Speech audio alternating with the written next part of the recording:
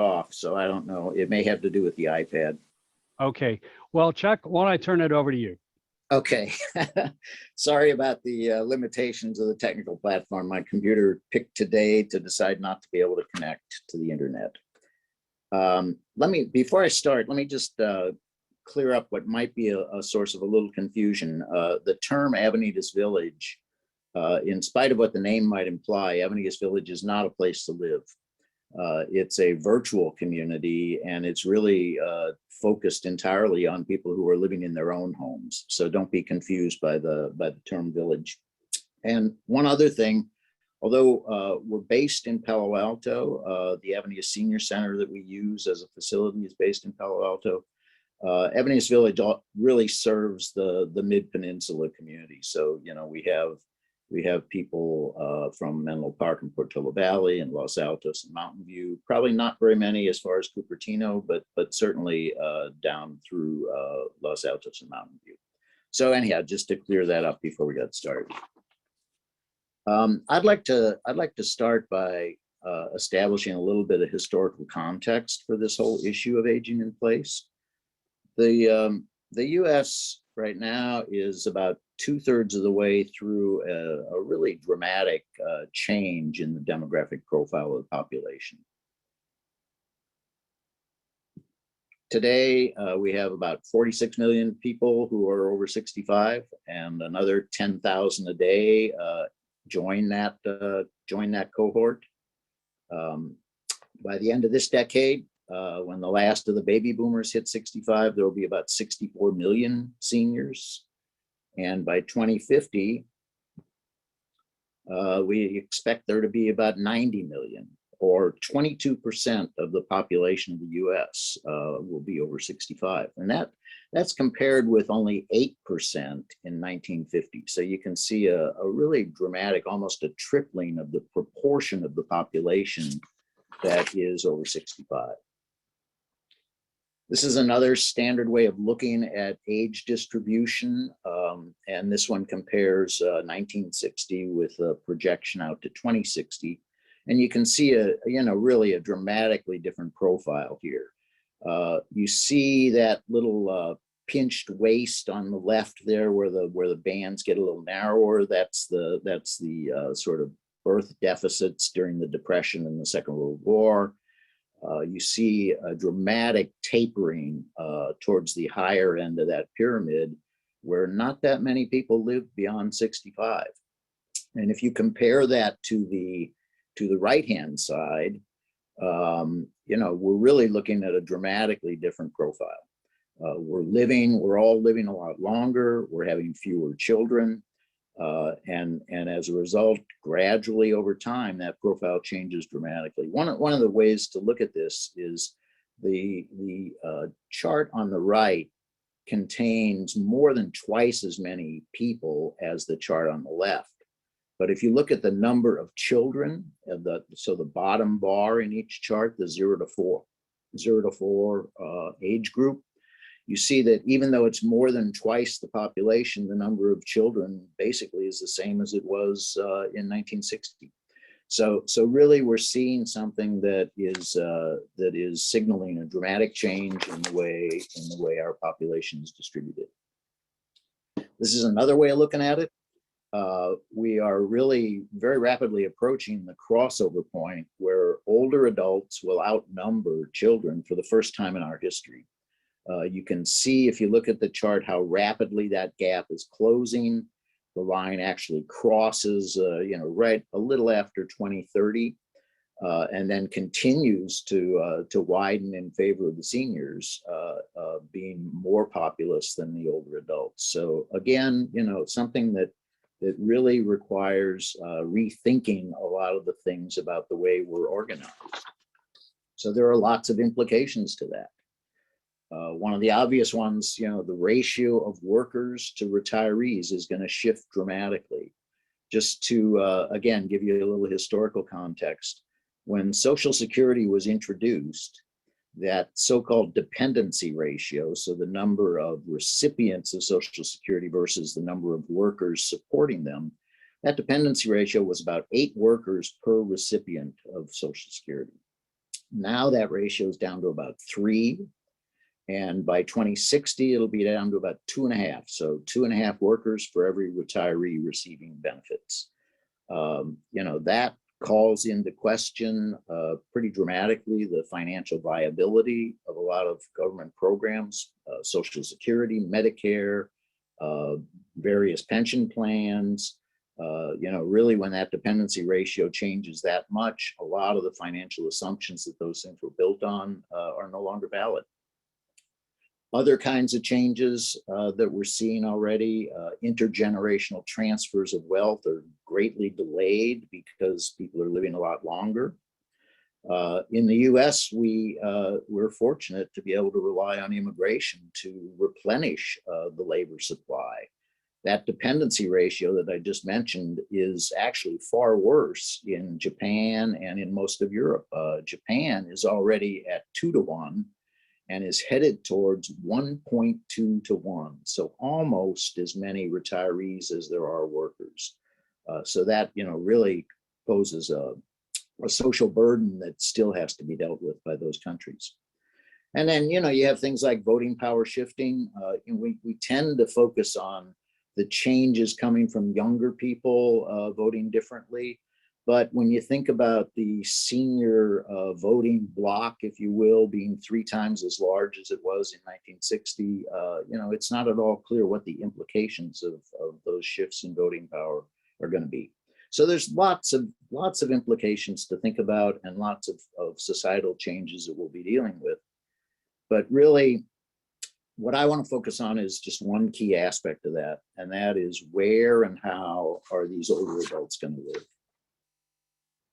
So, there is an official definition for aging in place. The Center for Disease Control and Prevention defines aging in place as the ability to live in one's own home and community. And that's very important. So it's not only your own home, but your neighborhood, your community, safely, independently, comfortably, regardless of age, income, or ability level. So that's basically what we mean when we talk about aging in place. And as Richard mentioned, there have been a number of surveys that say that 90% of seniors of over 65 want to stay in their own residence as long as possible.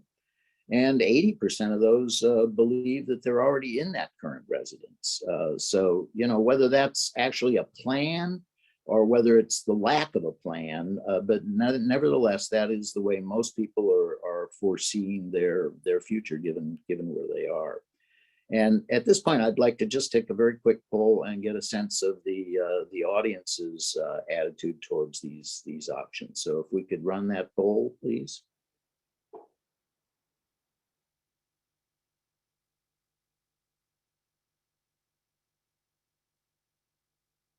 Hello? Yes, Chuck, the people are responding to the poll right now. Oh, they are. Oh, I can't see the poll. Okay. That's the problem with running it off a tablet. Yes. But just thank the stars that you can run it off a tablet, right? I hope I'll be able to see the results. If not, someone will have to read them to me. But so we should be able to show the results at this point. Yeah, there are still some results coming in. Okay. We're almost there. We've got about 45% right now. They're living in their own house and like to stay there. And about 30% they live in their house but would like to downsize. Mm-hmm. And 15% I live in my own home, would like to move to, and I don't know what the rest of it is, like to move to a continuing care retired community, CCRC. Yeah. So we got there's about 6%, and both are already in a CCRC or none of the above. Okay. Okay, great. Can you see it? She's sharing the results now. No, I can't see the results for some reason. So that's okay. We'll get you a printout. Yeah, that's good. So anyhow, the vast majority of seniors do indicate that they'd like to stay in their own home.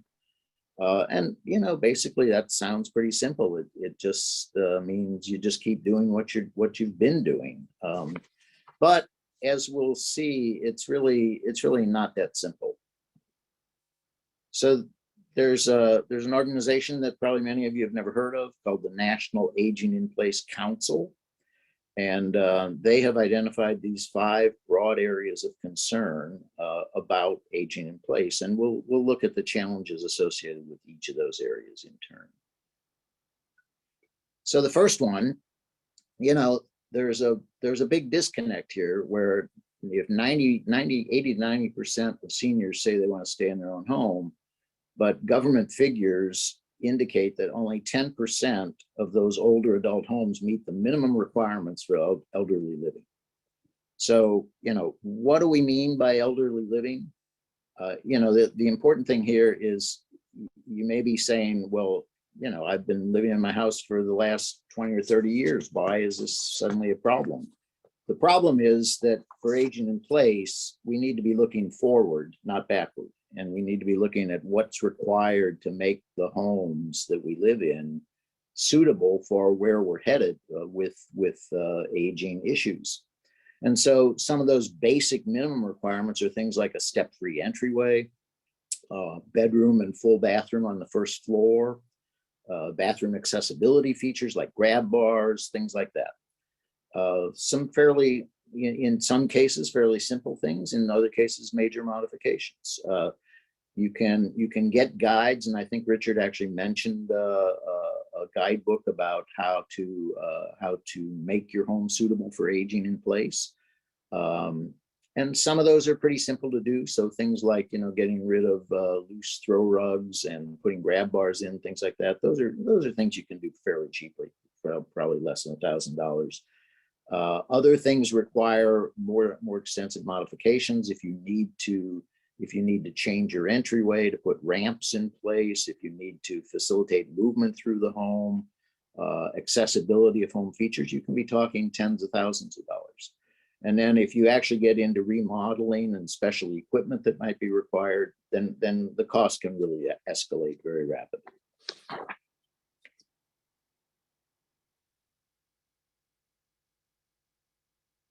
So the second concern, the second area of concern was health and wellness. This was again a government statistic, but one that was a little surprising to me, where the estimate is that 90% of adults over 65 experience one or more chronic health conditions requiring specific treatments or medical care. You know, that doesn't mean that they're disabled. It doesn't mean that they can't live independently or anything like that, but it does mean that they have to be concerned about where they're getting their health care and how they're getting their health care delivered. And we're talking about, when we talk about those chronic conditions, the list there are the sort of the main ones that that drive that number. So any people who are living with those conditions would meet this category of needing to really be concerned about where they're getting their health care. Chuck, The other issue, yeah. Chuck, I was surprised you don't have anything there on dementia, because I know that gets to be a problem as well. Yes, it does. Yeah, and I didn't put that in here. You know, that would be one of the factors for sure. Yeah, especially for as you get older and older, the dementia now is an increasing proportion of the problem for sure. The other area is just injury being a concern, injury in your own home if you're living independently. And you know, every year, 1 out of 3 of us is going to fall. And a fall can rapidly, just instantly change your ability to live independently, your ability to handle situations in your own home. So that's something that, again, we need to think about, prepare for, and be ready for. Personal finance, you know, there's individual circumstances vary tremendously, and I'm not going to even try to get into great depth about this, but there's again some contextual information I think that's useful. Half of seniors in America have no retirement savings at all. They're basically depending on Social Security or depending on a pension from previous job, things like that, but really no significant nest egg of savings. Those that do have a retirement savings, the average is you know, around $200,000 to $350,000 for those retirement savings. But there's a significant percentage, and probably more in this area than in a lot of other areas. But nationwide, about 12% have more than $1 million set aside as a retirement nest egg. So that, that varies all over the map. But the key thing, of course, is to start planning for that early. If you're just starting to think about this when you're 60 or 65, it's a little late to be building up that nest egg. But one thing that is, even though circumstances vary a lot for different people, one thing that I think is pretty common as a need is what I call the need for longevity planning. I think we all need to go through this kind of exercise. And when I talk about longevity planning, I'm really, basically, that's just saying you don't want to outlive your resources. So you need to plan for different scenarios. I think a lot of times we set up our estate plans, our trusts, our financial plans under a kind of a generic default, where we just kind of assume, if you're a married couple, that you're both going to live for quite a while, and then when one of you dies, the other one takes over. But really, we need to start thinking about very different scenarios. So, the issue of dementia came up. What happens if one of the couple begins to suffer from Alzheimer's disease? What happens if one of the couple dies much younger than the other couple, and the person that was doing the financial planning suddenly isn't there to deal with the financial issues anymore? So you just need to start thinking about your written plans and your arrangements that you've made in terms of dramatically different scenarios that could occur, other than just the assumption that you're both going to keep living for a long time. You also, particularly in face of some of the proposals that are currently being made around retirement income and estate planning, you need to be hedge your bets against changes. For a couple of decades, IRAs were considered the kind of the gold standard of retirement planning. They had lots of attractive features to them. People counted on them, built them up to be as big as possible. And then suddenly, just a year or two ago, the rules changed. And IRAs are no longer nearly as attractive as inheritance vehicles because the money has to be taken out in a relatively short term. It can't be extended for the life expectancy of the beneficiary. We could face the same kinds of changes with estate tax. When I did my first estate tax planning, the estate tax exemption was $600,000, and the estate tax was 55%. Now the exemption is almost $12 million a person, and the tax rate is down to 40%. But there are all kinds of changes proposed that could dramatically shift some of those numbers. If Congress does nothing at all, which is something that they tend to be pretty good at, that number is going to be cut in half in just 2 or 3 years as the current arrangement expires. And then there are proposals to dramatically cut the estate tax exemption and to possibly increase the estate tax rates. So those are things, where we need, you put things in place at one stage in your life, and sometimes you just kind of forget about it and put it on the back shelf. And under the current circumstances, we need to be reconsidering those assumptions really pretty much on a regular basis, and make sure that they're still in line with current regulations and laws. And then also, I think as older adults, we need to start considering unconventional alternatives. Some of these are ways of leveraging what is probably your biggest asset, which is a house that you may own. So things like reverse mortgages, home equity line of credits, various annuity plans can really make up for that lack of a retirement savings nest egg. There are even things like, that a lot of people don't even think of or aware of, that the life insurance policy that you bought 20, 30 years ago, when you were trying to protect your family. You may no longer feel that that's necessary, and you may just want to stop paying the premiums on that. In fact, that life insurance policy may be an asset that you can sell and get some money for. And those are the kinds of things, the kinds of unconventional alternatives that you need to consider. And then, in the Bay Area, obviously, we talked earlier about how your home is probably your biggest asset. If you've owned it for 20, 30, 40 years, the value of that asset has increased dramatically. Along with it, the capital gains liability, if you sell that asset, is also going to be quite large, and could increase with current proposals to the capital gains tax rate.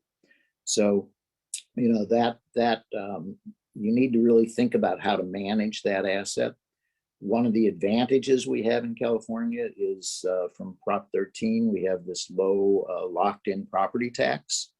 And that actually is a big protection for aging in place. It makes it easier for people to stay in their own home and not have the costs escalate out of control. It also creates a disincentive to selling your house, and it's part of the housing issues that we have as a region, is that people are disincented to sell their house and to downsize because of some of these other provisions. And then in California, we also have a somewhat unusual arrangement, which is not true in all states.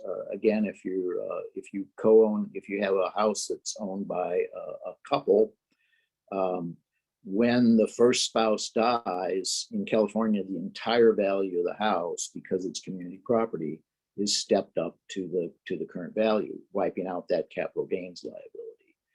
That's not true in most parts of the country where it's not community property, and in those cases, only half of the value would be stepped up. So there are these things you really need to pay attention to, and especially in terms of your home.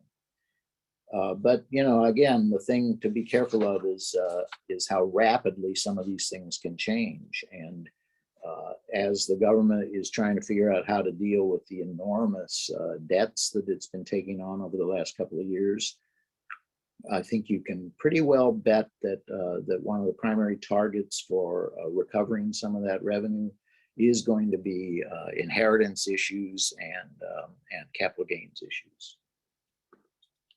Transportation. We have over 40 million senior licensed drivers. A lot of us have increasing issues with vision or hearing or reflexes, problems with night driving, things like that. But for many people, I think driving equals independence, and it's probably one of the hardest single decisions for any senior or for anyone caring for a senior to decide when that driving is no longer safe, no longer practical. There are alternatives now that didn't exist a few years ago. So some of the rideshare services offer convenient alternatives that can eliminate the need for a lot of driving. The pervasive use of things like Zoom allow remote access now, and could turn out to be one of the lasting benefits of the pandemic that we've gone through, is that people can take advantage of that remote access. And then, some of the retirement communities that Richard was talking about can drastically reduce the need to drive. So, a lot of times those communities provide transportation to outside activities, and many of the activities are locally focused, and so you don't need to drive as much. We recognize that with Avenidas Village, where our members do still live in their own homes, but we provide transportation services for our members where they can get to and from village activities free of charge by using some of these rideshare services. This is one. Social engagement is often overlooked, and yet it is probably the best predictor of successful aging of all the different things you can look at. More important than financial status, more important than, in many cases, more important than health, more important than where you live, things like that. Some form of social engagement is really a critical health factor. Social isolation and loneliness are major risk factors. There's a phrase that you'll see used fairly frequently, that loneliness kills. Basically, social isolation can drastically increase the risk of premature death.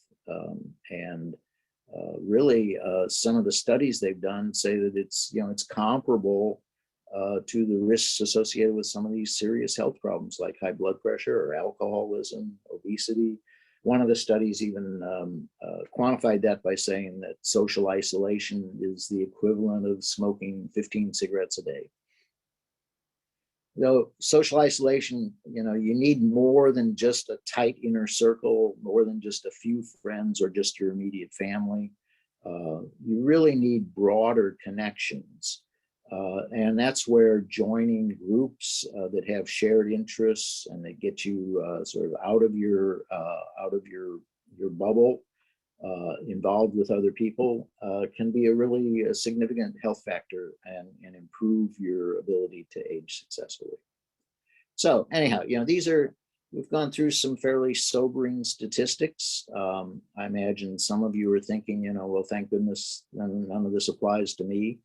But I think that the key thing here is that we need to be thinking about the path ahead, not the last 20 or 30 years, but the next 10 or 20 years and how that's going to unfold. And the odds on people avoiding all of these concerns that we've talked about, the odds on avoiding all of those are pretty small. And basically, the way I like to think of it is denial is not a strategy. We really need to start thinking about some of these issues. So what can we look forward to? The Wall Street Journal did a special section recently on the lasting impact of the pandemic. And one of their main conclusions out of that study was the growing importance of aging at home.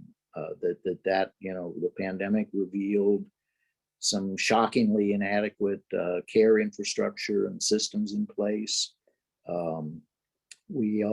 It suggested that we may need to revise our thinking about age segregated housing arrangements, which in many cases appear not to have prepared us particularly well for living longer and more satisfying lives. Those are things that we need to start thinking about. We're probably going to see a lot more resources. We're already starting to see this in some of the proposals that are being made.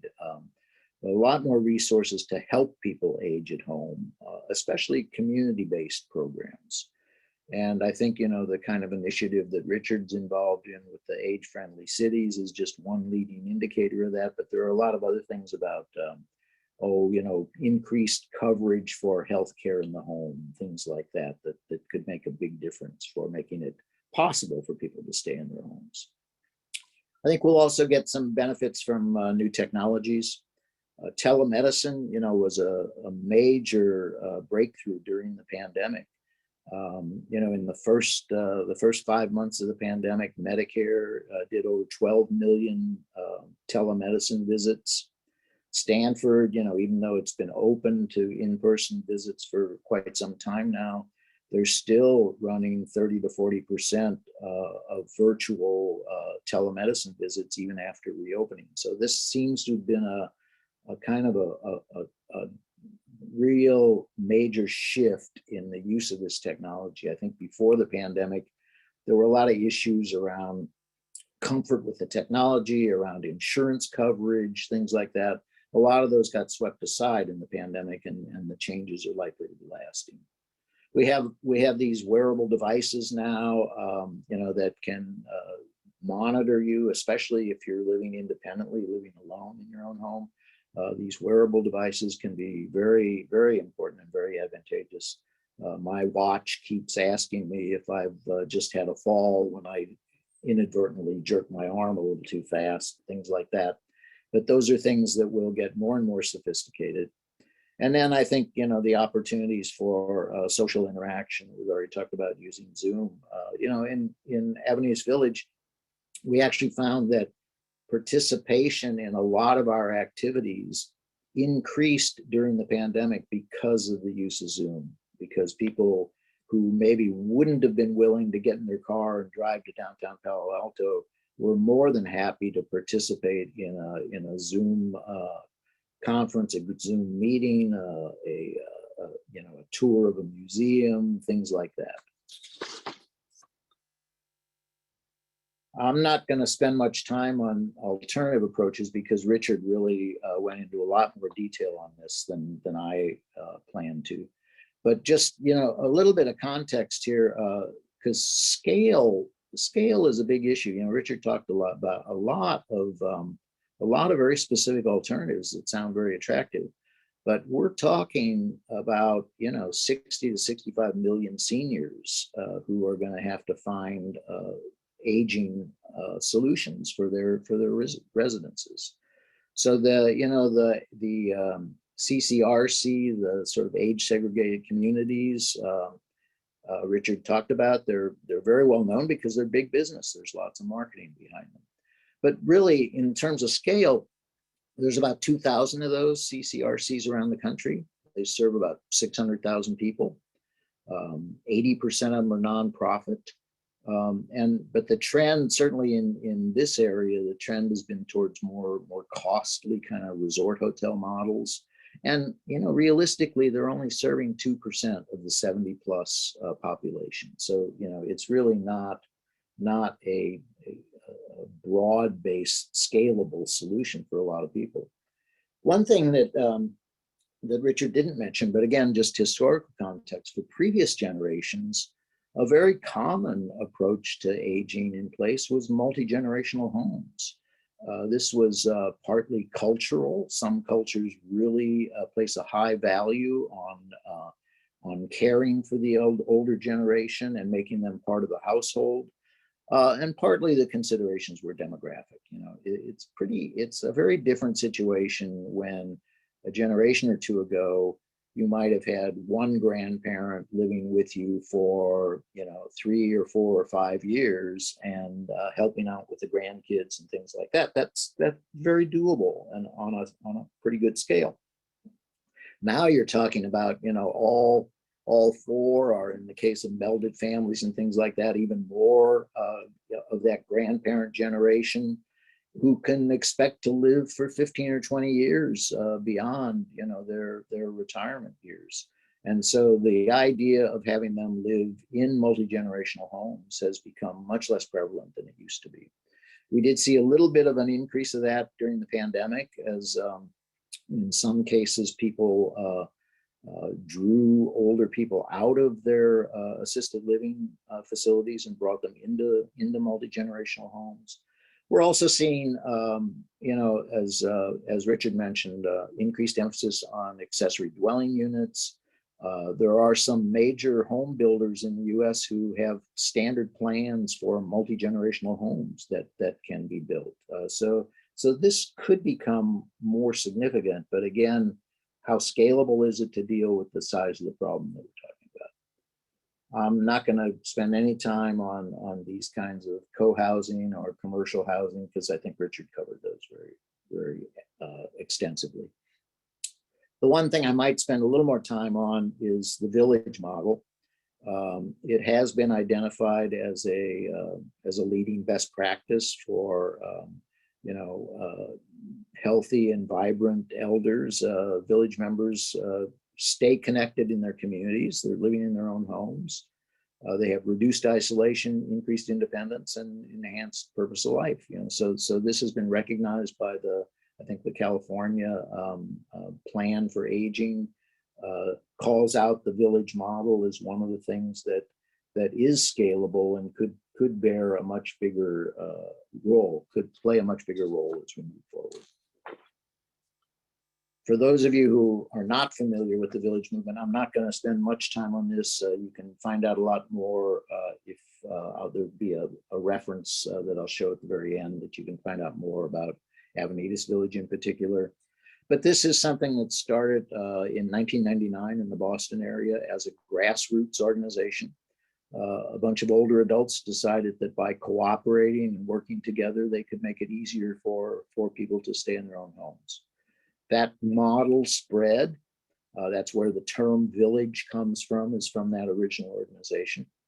There are now about 300 of these villages nationwide, and it's growing fairly rapidly. Avenidas Village was started in 2007, so it's been around for 13, 14 years under the sponsorship of the Avenidas Senior Center in Palo Alto. And it was the first one on the West Coast and the sixth one nationwide. And we have about 300 members, and we have a paid staff of 2.5 people that provide a lot of the services. There are other villages in the Bay Area. There's about 10 or 15, depending on how you define the Bay Area. And there are about 40 in California. And it has been endorsed as a key strategy for aging. There are not, as far as I know, Palo Alto, the Avenidas Village serves most of the Mid-Peninsula. There's to the north, there's a village in San Mateo. To the south, I'm not aware of anything. I would have expected that a community the size of San Jose or Cupertino would have these villages in place, but as far as I can tell, they do not yet. So there is perhaps an opportunity and a need for starting up these kinds of villages in more of the South Bay area. There is a national village-to-village network of these 300 plus villages. So there's a website, there's an annual conference, there's some sharing of best practices, and there's also a regional group where we have these the Bay Area villages get together a couple of times a year and share experiences and help. So there is some leverage to be gained from this. And I think the interesting thing about this is that it is a scalable model. This is a locally based model that can be started up in a wide variety of communities to address some of these problems. And then there is this National Aging in Place Council that I mentioned earlier, which provides a lot of data and a lot of analysis about what's involved in aging in place. But I think, really, if you take nothing else away from this talk, the one message I really do hope you take away is that if you expect to continue living in your own home, then at some point that needs to become a proactive strategy. It's not something that's just going to happen on its own. So, really the question is what's your plan for aging in place? And I'll just leave you with one final thought. According to this NAIPC, National Aging in Place Council, older adults in the United States will spend more time planning their next vacation than they will making aging in place a sustainable option for their future. So, it's a matter of priorities. It's a matter of paying attention to what's needed and of looking ahead at needs that may not be immediate, but that are surely going to be in all of our futures. So if you want additional information, that's my email address, and you can go to the Avenidas Village public website to get a lot more information about Avenidas Village in particular and about the village movement in general at that place. So I think that's it. We're ready for questions.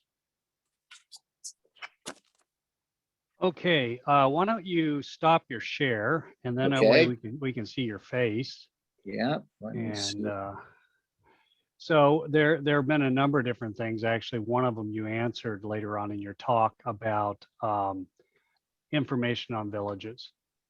And I know that this is for age-friendly Cupertino. This has been a topic that Richard has been pushing on quite a bit since he was a former board member for Avenidas. And, we would like to actually find a way to have a village-like option in the South Bay.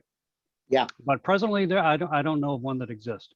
Yeah, and I'll say there are really two different models for most of the villages. Avenidas Village is fortunate in that we were able to exist under the organizational sponsorship of the Avenidas Senior Center. which has been around for more than 50 years, has a very nice facility that we can use. We're a relatively small part of that organization, but we get that advantage. A lot of the villages do not have that kind of association with an existing organization. And it's much tougher, I think, to set up a village when you don't have that kind of relationship. So first of all, a lot of villages don't have a facility. They have their meetings in they borrow a room in a public school or in a city hall environment, something like that. So they don't really have a facility that they can use. And many villages exist entirely on volunteer help. And so again, we have a paid staff of 2.5 people, but many villages rely on volunteers, and that's tough. That's tough to get organized. Right. So if you're doing it without organizational sponsorship, it is a tougher road. Now, there are a lot of villages out there that do that, and you can take advantage of this national village network to pick their brains and to find out, what kinds of things they had to deal with. Like one of the things is, setting up your own 501(c) nonprofit organization, so that you can accept money and donations. Yeah, but there's speaking of a guy that has to deal with 501(c)(3)s, there's a big difference between nonprofit and having money to spend, right? Yeah. Yes. You have to be able to do it. In fact, one of the audience was asking, well, what are even the costs associated with Avenidas Village for a family? Yeah. So because we have paid staff and facility and don't rely on just volunteer resources, we're at the sort of that higher level of membership dues. And the membership dues for a couple is, I believe right now it's $1,490 a year. So compared with a CCRC, that's really cheap, but compared with what people are expecting, that may sound expensive. For a single membership, it's I think it's $940 a year.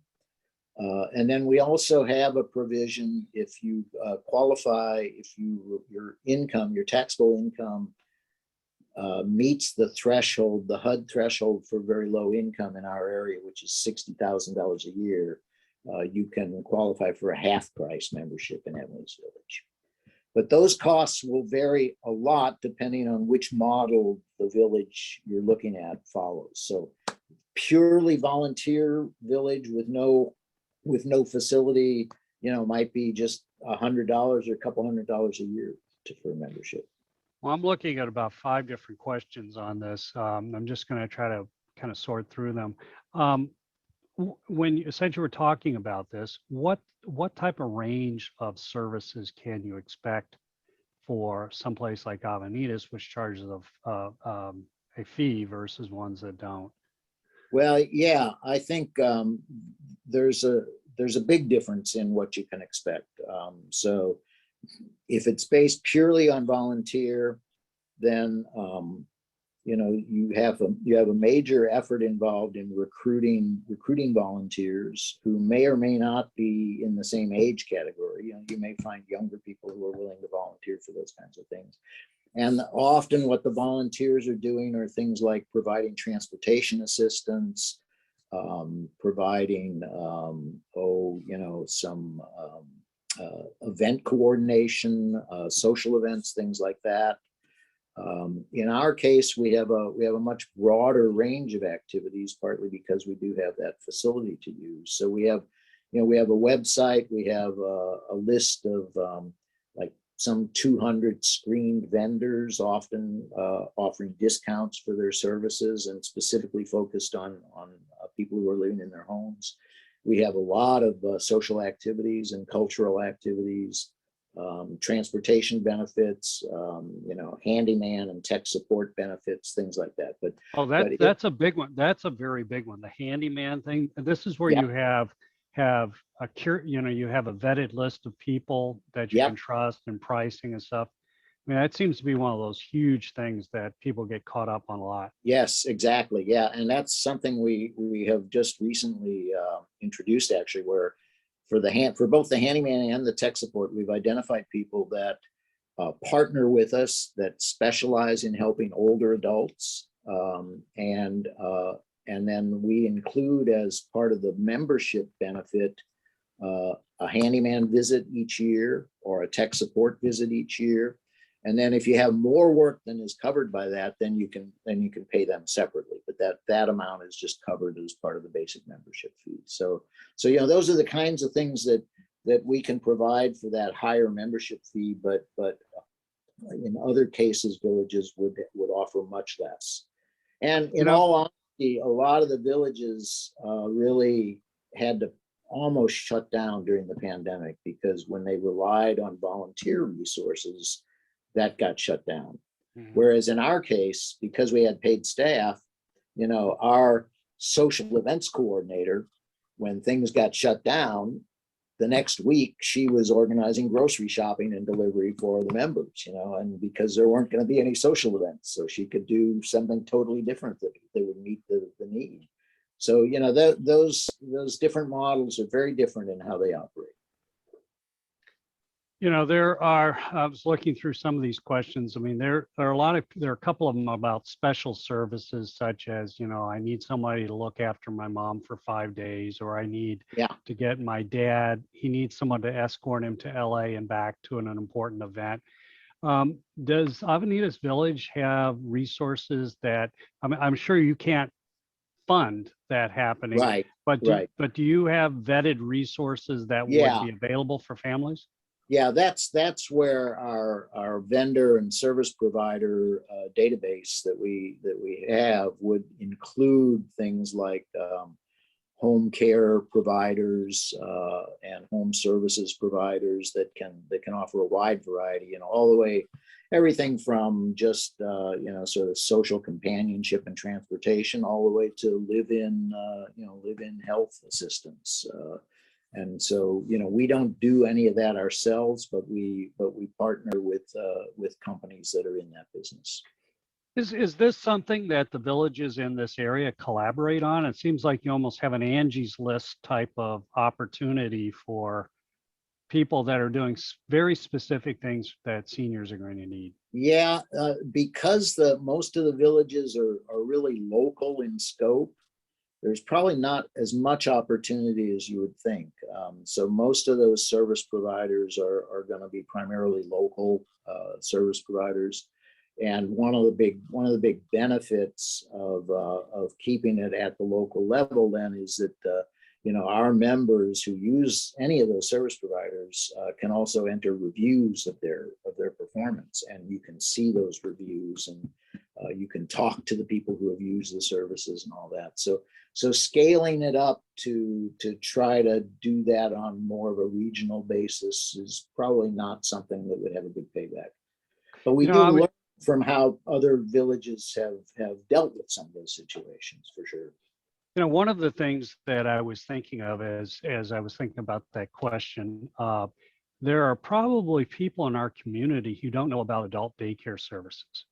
Yeah. And if you don't, you should know that these services can be very important, because as you were mentioning, Chuck, socialization is a huge part of the thing. If someone's stuck at home looking at four walls and the same people, it's not good. It's not healthy. And so in Cupertino, over on it's on Stelling Road, McClellan Road, near Stelling at St. Jude's, is Live Oaks Adult Day Services. Yeah. Which is part of, I think there's like 3 facilities in the area, and they provide a list of services, and it's for people that need to have someone watching over them, and it has the family get a little time off. So if the audience doesn't know about adult day services, you should check that out. Yeah, and for the audience that is maybe a little further north, like Mountain View or Los Altos, Avenidas actually has an adult daycare center that they run in Mountain View, called the Rose Center Center, and it's exactly what you're describing for providing adult daycare for people that need supervision and assistance through the day. Yeah, so someone just asked, can Avenidas Village extend services to Cupertino? And I know that Richard tried. But it's like, you can only fill so much into a certain bag. But for the audience, we are actually trying to have those discussions. We're trying to actually pull together a task force in 2022 on our Cupertino area. We include Los Altos and Saratoga and Sunnyvale and parts of San Jose as part of that, trying to understand what we should actually do Yeah. Yeah. to do things. And it's not one size fits all. Having a village would be a great thing for our area. But also, we even need more adult day services and a more different types of housing. In fact, for the people, I'm going to get on my soapbox now. There is a process that the state does for housing allocations for each city, and it's called the Regional Housing Network Estimate or something like that. And it's called ARENA numbers. And I know that that all the cities have to create a plan for housing for the next 8 years, starting next year. And Cupertino is going to be required to try to come up with a plan for generating 5,500 or 5,400 new housing units. And as part of that discussion, what we're trying to get the city to think about is, well, what are your senior requirements? What are your requirements for disabled? What are your other requirements? So, this is a good time for all of us in this area to be having those discussions. And remember, seniors vote. So I think that was one of your first things, right, Chuck? Seniors vote. Yeah. Yeah. And just to come back to that question about could someone from Cupertino join Avenidas Village? And the answer, is yes. I would have said before the pandemic, I would have said that's not very practical just because of the distance. But we do so much on Zoom now, and we have already decided that even after the restrictions are lifted, that we will probably continue using a hybrid kind of format and continue offering access through Zoom for a lot of our activities. So it's possible that might be worthwhile until there's a more local alternative, and it might even be a way to learn a little bit about what kinds of things might be beneficial to try to get going locally. Well, that's very good. Well, I think we probably still have a few more questions. And let me see. Oh, one just popped up. I suggest Henry's idea of Angie list for vetted service. Oh, well, thank you. You've complimented me. And that, we could probably really leverage what Avenidas has done. I mean, there's no reason to reinvent the wheel and try to just, delve out on our own. But I think the other thing too is like, one size doesn't fit all. As you've mentioned you and Richard both have mentioned there are these alternative living facilities, there's aging in place. The one thing I haven't heard either of you mention is the roadmap. Okay, because you don't necessarily, you start off saying I'm going to age in place because it's default. But then my buddy Dave Stearns always says that goes great until the event happens. Right. Okay. So, for Avenidas Village or any of these other ones, and Richard, you might want to weigh in on this too. What should people be expecting? Because you can't, aging in place, if it's 100% successful, you die in place, right? Right. But that oftentimes isn't what happens. Can you say something about how that progression is normally seen? Well, I think part of that falls into what I was calling longevity planning, so considering ahead of time, considering the dramatically different scenarios that you might find yourself in, depending on circumstance, depending on changes in health, changes in physical well-being, things like that. So, really thinking about it ahead of time so that you have plans in place. I know, like, I changed a lot of my documented, healthcare directives and things like that when I started thinking about some of those alternatives, because my wife was experiencing Alzheimer's, and suddenly those plans I had put in place 20 years ago didn't make any sense anymore. And so really thinking about it ahead of time and putting some things in place to anticipate different outcomes can be one way to approach it. A couple of years ago, when I was still working with Avenidas, I facilitated a strategic planning session. I don't remember if you were part of that, Chuck, where we just sort of brought together a bunch of the participants to brainstorm what else could Avenidas Village do that it wasn't doing. And so we had a brainstorming session, and we generated a bunch of alternatives, and we put them up on a board, and then we did sticky dots, and we came up with the top candidates. And the one that emerged as the top candidate, which came as a great surprise to me, and I doubt it's the kind of thing that any of the staff would ever come up, was end of life planning.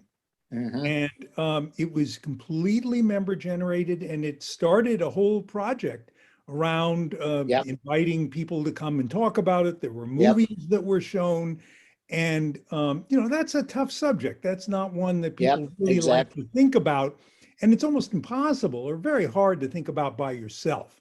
But if you can do it with a group, if you can get a conversation started with a group of other people who are in the kind of the same boat or a little bit ahead, bring in some experts, you can get people to think about things that they might not want to think about on their own. Yep, absolutely. Yeah. And although I wasn't involved in that original planning you're talking about, we did implement that suggestion, and we had a multi-year kind of series of programs focused on what we called expanding choices and learning about facing some of those issues and how to deal with it, and talking to various experts in that field. So yeah, that's a good example, Richard. Well, folks, we've hit the top of the hour, and I try to honor our time commitment and let people know that you're free to go. I do want to recognize our sponsors, both Age Friendly Cupertino for Richard and Avenidas Village for Chuck, as well as the Forum Health Foundation, which is sponsoring most of our senior series things, and the City of Cupertino, which is sponsoring the Get Set Up. If you would like to contact us, we have the website above, the www.cupertinolibraryfoundation.org, and you can send an email to seniorseries@cupertinolibraryfoundation.org. I would also like to let you know that let's see if I can go forward. Yeah, in a few weeks on September 19th, we're going to have another 2 talks. Actually, one will be a panel, both will be panel discussions, where we have one panel discussion of residents who are discussing how they made their choices. Include everybody, I think, from someone who went to CCRC to someone's aging in place, and other people who've gone to other specialized places. And we'll also try to have we're getting 2 or 3 people to come in and talk about financial considerations. This is your planning. This is hopefully, it's not the whole way, but it's going towards your longevity planning that you mentioned, Chuck, about what's going on and maybe some of the things, because it is a tough thing, and I'd rather even kind of clean the car rather than work on this one. So, that's going on. So for people who want to drop off, it's fine. Otherwise, we're going to stick around and just chat with each other, and you're welcome to listen in on that. With that, I want to have a special thanks to Chuck Sieloff from Avenidas Village and Richard Adler from Age Friendly Cupertino. Thank you both. Thank you. Let me quit sharing, and we can all see each other's faces. I'm going to see if there's a way that I can unmute the lines, all of the lines. I don't know. Sita, do you know if there's a way I can unmute No, I think since it's a webinar, I think you will have to ask people to unmute themselves. Okay.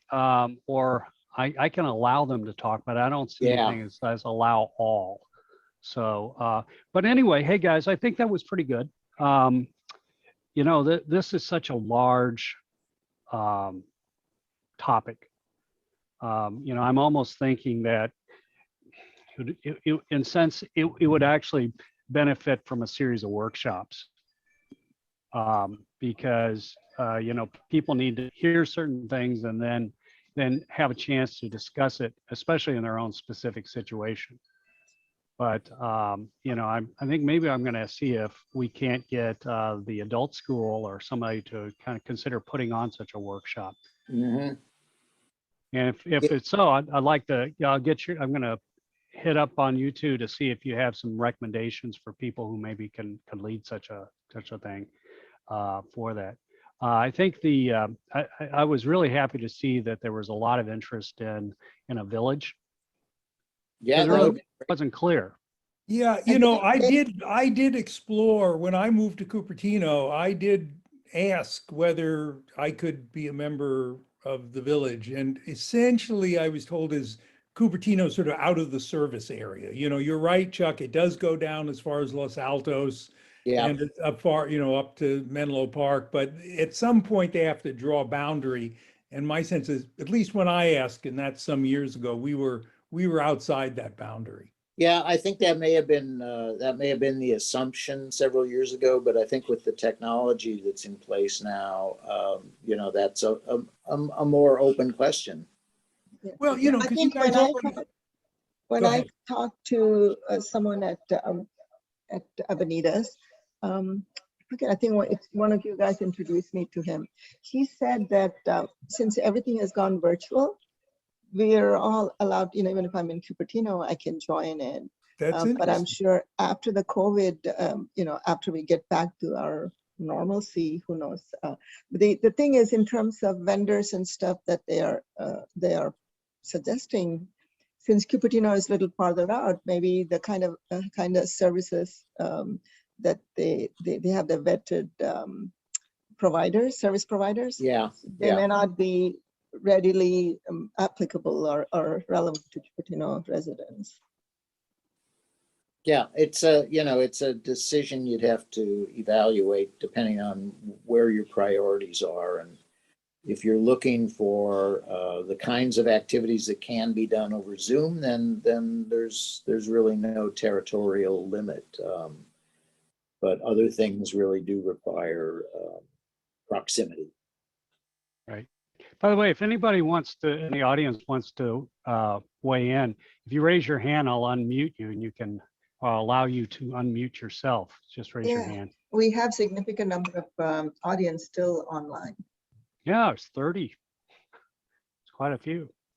But now I think that's one of the few pluses I can see for seniors owing to the pandemic is that, you know, we pushed the boundary on these things. I mean, one of the big problems is, though, it's such a large percentage of the senior population, even in our area, is not quite technically literate. Yeah. And, you know, at the library, we used to have a tech bar, a genius bar, I think they called it. You know, you could bring your iPad or whatever in, and we would show you how to, the library would show people how to use the online resources. And it started off being, you know, a real big thing and everybody's so happy about it. And after a couple of years, it got to be depressing for the staff because the same people came in every week and needed to be shown again how to do it. Yeah. And that's a problem. Plus, you know, we also had people that didn't have tech. So that was a problem. So I came across this nonprofit called Cyber Seniors. I think it started out in Canada somewhere, but it's, you know, they have you can open, it's a 503c, and you can open a local chapters, which basically recruits young adults or high school volunteers, and they pair them up with older adults to provide tech, tech help, tech support kind of thing. And these older adults have gone on to make all kinds of interesting videos, you know, YouTube videos and whatnot. So there is an opportunity for starting something like this in our local community. And I would say when the shelter in place first started, you know, our community was not very adept at things like Zoom at all. Yeah. But what we did was just started holding sort of short tutorial sessions that people could join, you know, not actual meetings, but just teaching them how to use Zoom. And we put probably 50 or 60 people through that in the first couple of weeks. And after a few weeks, the community got pretty good at being able to use Zoom for these kinds of things. The get set up is another step in that direction, and with which we have, we've got the grant, and we've got, at least 40 people already registered and taking classes. Do you know anything about that? I don't know about that program. Do you know what that involves? I was interested that Cupertino is sponsoring it. Oh no, we applied for a grant. There was a community grant program that Cupertino city had announced, and we applied for a grant back in February, and we were selected, and we got $15,000 to offer this. That's CLF? CLF, yeah. Great, great. Yeah, so it's got, I think like 300 different classes on it. Yeah. I mean, it Yeah, can so- be anything from how to do like simple technology to, I saw a bunch of things on memory care, Yeah. and there's some things on housing and everything in Yeah, it. a lot So of it's aimed at wellness, seniors. wellness related classes, a lot of, hobby related stuff and cooking and virtual too. If you're a traveler and you haven't been traveling, there's a lot of these virtual tourism classes. Yeah, by the way, It's more like a session, a group session. Great. I Yeah. did not know about that. Yeah. Oh, great. We can. Richard, The whole there's thing is also- available for a whole year, for a 12-month period. We're offering free classes to anyone 55 and older. Free Super classes, you Yeah. save, what was like $6 or something like that. Yeah. So if you go through our site, you get it for free. So another thing that it's a slightly different topic is that Dave Stern mentioned, what about housing for caregivers? We don't have affordable housing for caregivers. Yep. That is, Yeah, I think that's It's like- an area where these, ADUs play an important role, offering a accessory dwelling unit that can be used for a caregiver. Well, it's also the whole thing with, I was talking to Nancy Cow, who runs the forum, and she says her single biggest headache for her employees is housing anywhere nearby that's affordable. And so she has people traveling an hour and a half in each direction just to come work it here. And if they're one of your better employees, that kind of stinks, right? You need to be able to do something about it. Yeah, I think one of the big challenges, and this goes way even beyond aging and seniors, is how do we really expand the housing stock in a, this state has been very bad about that. And it's one of the reasons why our, housing prices have gone up, is because the supply is not kept up with demand. And, it's meant that our communities have become less and less diverse. Well, I think this, we can be kind of, I just want to think rather selfishly here. We've got these big RENA numbers, almost 5,500 units we got to figure out. And look, you got people like Sita here and Richard there and Henry here who are living in big houses. And it's probably, houses and who are very technically savvy, right? But we could afford to move into another independent thing if the right thing exists. But really, our choices are very limited. Right, but I mean, it's ironic that when Proposition 13, Chuck mentioned Prop 13, and I voted against it. I thought it was a really bad idea. It's been terrible for the schools because it really devastated the financing for schools. I benefited from it enormously. I mean, I'm paying a property tax that's 1/10 of the guy who lives next door to me because he's not, he bought his house more recently. That doesn't make any sense. Yeah. The recent millionaire, right? I don't know. So Carrie says there are some raised hands. I don't see I don't see any. I don't see any. Carrie, if you see them, would you allow them to unmute themselves and ask, talk? Oh, I see one.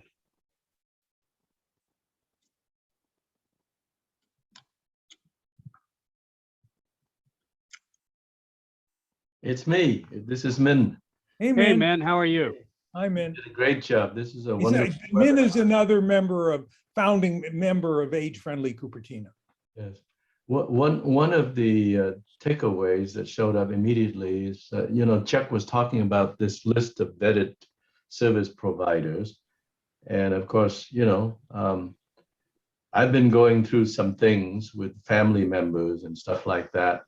And it would be very, very beneficial to establish such a list for Cupertino, for example. If someone were available that could take on the task of, let's say, building a website and just provides like a roadmap, right? And Angie's List, like Henry said, of the types of services available for seniors, in terms of health or companionship or transportation or anything like that.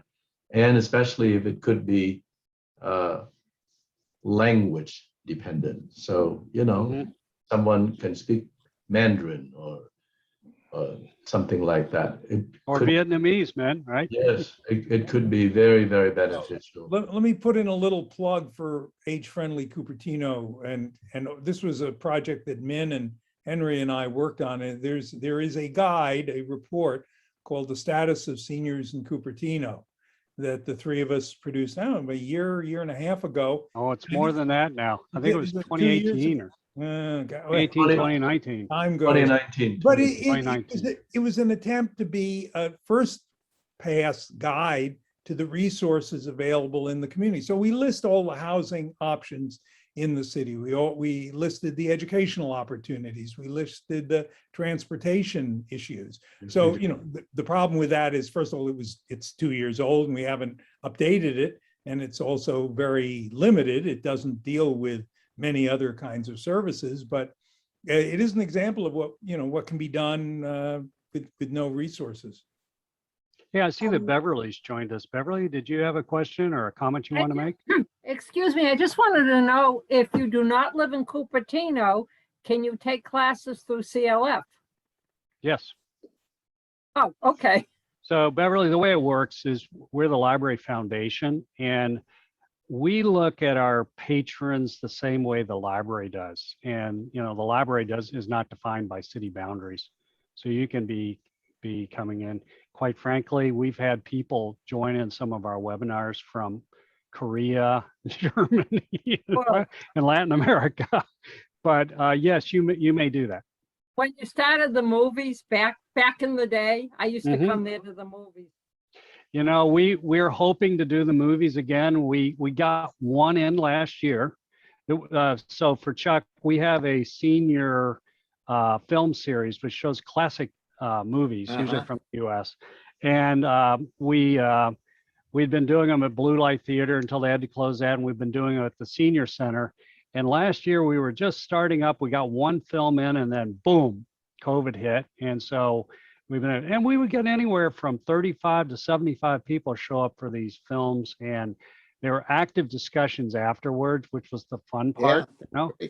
And that's a good example of socialization that needs to happen. People need to be able to get out and interact with people. And that's one of the bad things from the pandemic, is it's really stomped on that socialization thing. It's hard on people. You don't have to be old to be hard on. Get set up as sessions where people can, they have interest groups and stuff where people can join. And I think that's what people need to understand about Get Set Up. It's not like just a professor sitting there giving you a class. It's the class with discussion. And that's very important. Actually, when Blue Light Theater closed, a lot of the people joined Ollie at Santa Clara, because the person that taught at Blue Light was teaching classes at Santa Clara Ollie program.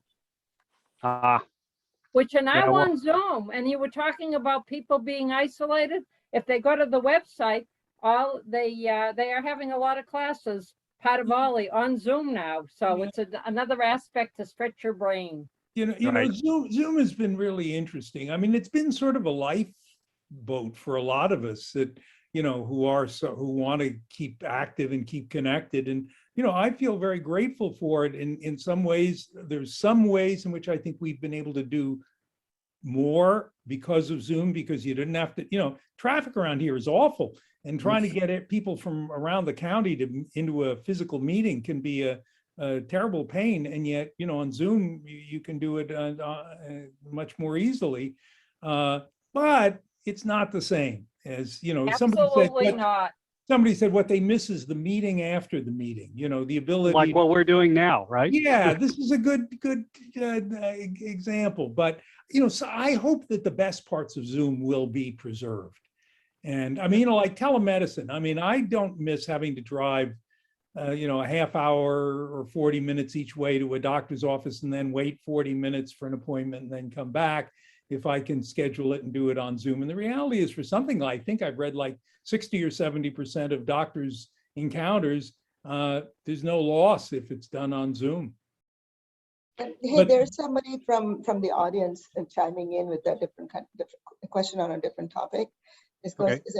is anything being done to lobby for elimination of capital gains, federal and state income taxes from sale of primary residence by seniors specifically? This is key to my longevity plan. I think you're likely to see the opposite. I think the Well, rates are the- going to go up. Go up. Yeah, I think the interesting thing with what I would see where the audience member is going is, you know, it would be an interesting thing if you could put it into something like a certain type of trust, which is meant to handle medical and housing needs. But the thing is that if you didn't exhaust that trust, my guess is the government would then take the money. But, you know, at least it helps cover you, and you didn't necessarily had to pay the capital gains tax or something on that. But, Yeah. you know, I think the thing is someone's got to kind of think this through, and the government is going, you know, it doesn't move at lightning speed, right? But, Yeah, I you suppose, know, you got to come up with a plan. I suppose this person is posing it here because, you know, there are several of you who are doing so much for aging in place and things like Right. that. So One, maybe you guys have more power. one nice, yeah, right. One hopeful development that, you know, might be worth a session sometime, Henry, would be California now has something called the Master Plan on Aging. And this was a large project that took about 2 years, and it was finished earlier this year, and it's now been issued. And it has what they call five bold goals around housing, financial security, inclusion and equity, health promotion. And there's going to be money for these various initiatives. So, you know, is it going to change the world? No, but at least it's a recognition on the state level. And this was something that Newsom has been supportive. It was one of his campaign promises, and then he followed through with it. I think that's a good idea, Richard. I think what we will do is, let's see if we can find someone who could speak to that topic in general. Yeah, I can help with And- that. Okay, if we could do that, then we will set up a special event just to kind of Because cover there, that I one. mean, one of the things that is supposed to happen is discussions about how this statewide plan can be implemented locally. That would be good. Well, speaking of something local, and I know I've asked you guys for book recommendations, I just want to let the audience know that for the entire speaker series, we've been asking our presenters to give us their selections of books and on housing or memory care. And the Library Foundation is actually going to fund building a collection of those books at the library so that you can check them out. So this is our curated set from our speakers. So, and you'll see their names in the book, and so that we can, as part of our thank you for them. So we're in the process of putting together the order. So it always takes months to do that. But by the end of the year, hopefully we'll have a senior collection at the library. So I wanted to, hey guys, I realize it's already over 20 minutes after the hour, so I should let you guys get on with your Sunday. I want to thank you both very much. And I know we had, I think, maximum about 54 attendees at one point. So that's a good number. And, you know, hopefully we'll see, you know, a few hundred hits on the video as well. And half of them stayed till for this, you know, post meeting. Yeah, Yep. that's And good. I know several people who were interested but couldn't attend because of conflicts. And so as soon as you have that URL, let me know. We will do that. Okay, thank everyone. Great. Have Thank a you good so day. much. It was great. Thank Okay, you. Beverly, great. Thanks for setting it up. Bye-bye. Bye.